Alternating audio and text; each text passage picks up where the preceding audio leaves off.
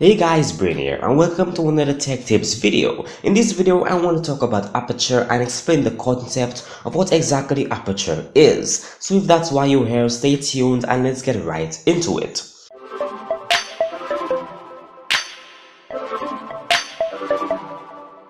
Aperture refers to the opening of the lens diaphragm through which light passes. It is calibrated in f-stops and is generally written as numbers such as 1.4, 2, 2.8, 4, 5.6, 8, 11, and 16. So when you see those specs on a digital camera or phone camera, that's basically what they mean. The lower f-stops give more exposure because they represent the larger apertures, while the larger f-stops give less exposure because they represent smaller apertures. Think of those numbers as places in a race. The prizes are bigger for each place and the best goes to number 1, while the largest number will get the least amazing prize. Every camera that we know of today is designed like human eyes. The cornea in our eyes is like the front element of a lens. It gathers all external light, then bends it and passes it to the iris. Depending on the amount of light, the iris can either expand or shrink, controlling the size of the pupil, which is a hole that lets the light pass further into the eye. The pupil is essentially what we refer to as aperture in photography.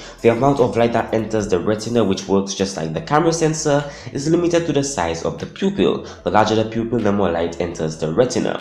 One important thing to remember here is that the size of the aperture has a direct impact on the depth of field, which is the area of the image that appears sharp. In other words, depth of field is defined as the zone of acceptable sharpness in front of and behind the subject on which the lens is focused.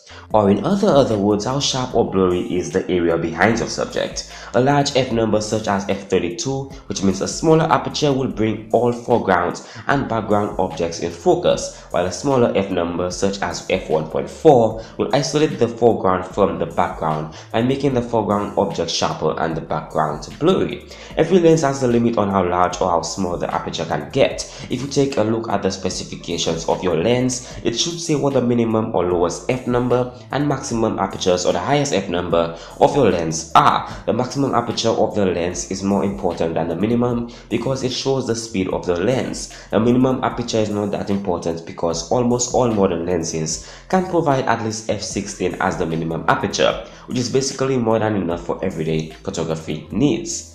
And that's just about it for this very short explanation on aperture. If you want to check out previous tech tips videos, you can easily do so by checking out the playlist on this channel or by clicking the link provided in the description below. If you learned anything new or want more, consider subscribing for new videos every single week, Monday to Friday, but not exactly every day, Monday to Friday. Thanks for watching and I'll be seeing you in the next video.